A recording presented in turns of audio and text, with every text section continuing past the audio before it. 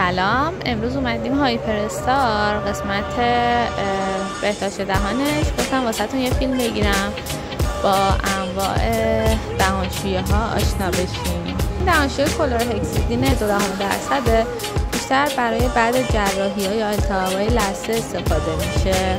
این دهانشویی برای مثلا کسایی که یه مدت حساسیت دندانی دارن خوبه.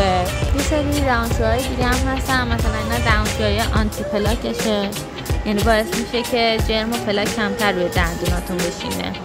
میشه واسه کسایی که ارتودنسی دارن و نمیتونن خوب بین اون براکت ها رو تمیز کنن. یه چیز بامزه دیگه که دیدم، این وسیله است که باعث میشه شما بتونید تا آخر یه خمیر دندون استفاده کنید. یه سری من دیدم که میان پودرای سفید کننده رو تبلیغ میکنن. واقعیت اینا اصلا چیزای خوبی نیستن و من خیلی پیشنهادشون نمیکنم، چون اینا خودشون باعث سایدگی مینای لثه میشن.